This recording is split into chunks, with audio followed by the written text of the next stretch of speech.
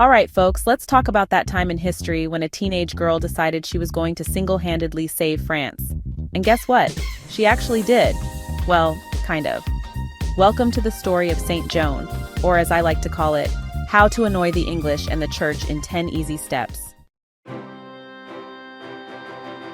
This is Joan, just a regular 17-year-old from the French countryside, except she hears voices from Saints Margaret and Catherine, telling her to get some horses, armor, and go have a chat with the Dauphin of France. Oh, and then raise the siege of Orleans while you're at it.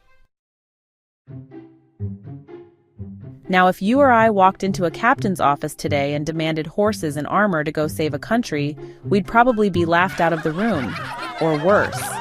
But Joan? She's got this charm, or divine mandate, take your pick, that convinces Robert de Baudricourt to give her what she needs.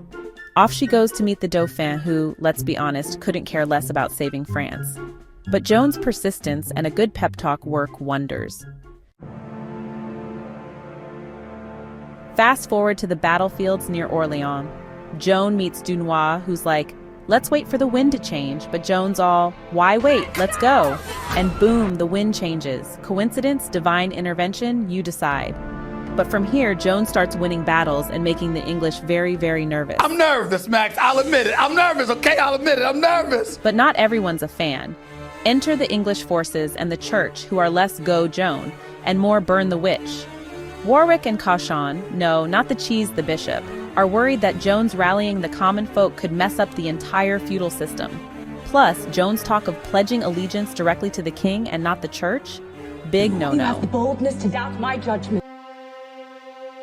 And so, after winning battles and having the Dauphin crowned king, Joan's luck runs out. She's captured, put on trial for heresy, and despite being imprisoned and interrogated for months, she refuses to betray her voices until, under pressure, she recants, only to change her mind and face the stake. Her execution is brutal. Legend has it that her heart wouldn't burn.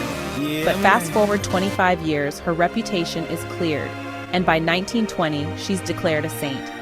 But here's the kicker. When given the chance to return, Joan finds that the world isn't quite ready for its saints. Not ready for this power. So what does all this mean? Saint Joan is more than just a tale of war and martyrdom. It's Shaw's take on how society deals with individuals who challenge the status quo, especially women who dare to lead. Joan's story is one of courage, faith, and the high price of standing alone. In today's world, Joan's questions still echo, how long before the world will be ready to accept its saints? Are we ready to embrace those who defy convention for the greater good, or do we still fear them? Food for thought. That's it for today's dive into history. Don't forget to like, subscribe, and maybe go out there and raise a siege, or at least raise some eyebrows.